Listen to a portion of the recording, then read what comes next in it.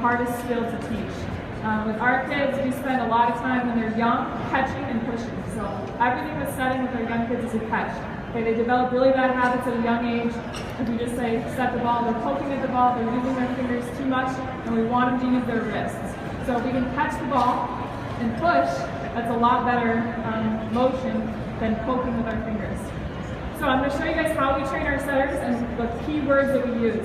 Everything we do, especially with young kids, we do it stationary first, so they understand the skill, they understand the key words. We give everything a key word, and we talk about 3 positions for every skill.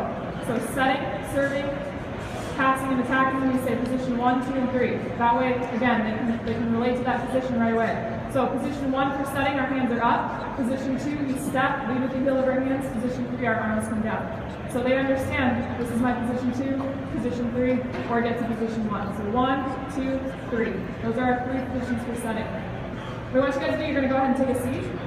We're going to practice this just the people without the ball. Just the people without the ball. If you have a ball, you're standing. If you have a ball, you're standing. Yep. We're going to work on how we train our wrists.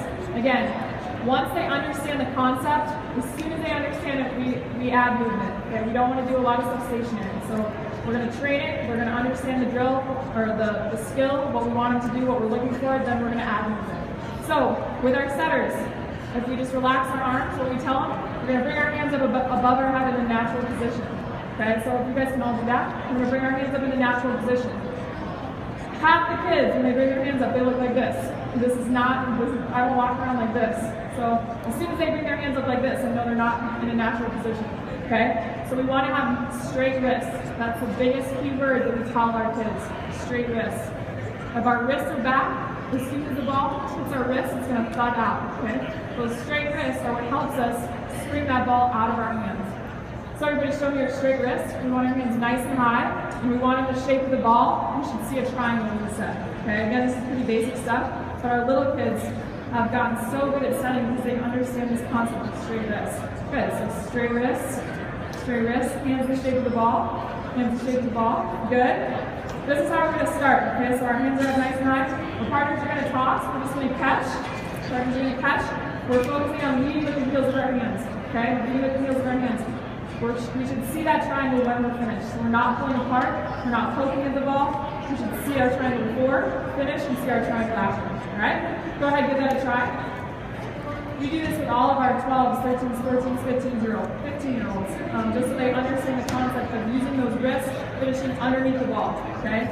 Again, we have a lot of kids that have their wrists back, and then all of our power is coming from using our arms. We want it to with our wrists. So we're finishing underneath the ball forward. As we get older, when we back set, if we have our wrists back, it makes back setting really tough. Now I'm shoving that ball back.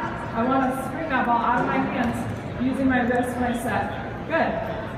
Make sure those hands are nice and high. Good. So as our kids get comfortable with this, we're just going to have to speed it up. We're not going to say you're setting the ball. We're going to say speed it up.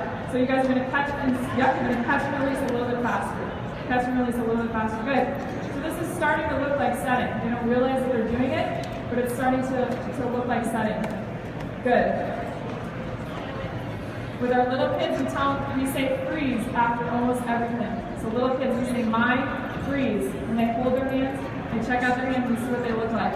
If our hands look like this, if our hands are crossed, you know obviously they did something wrong. Good.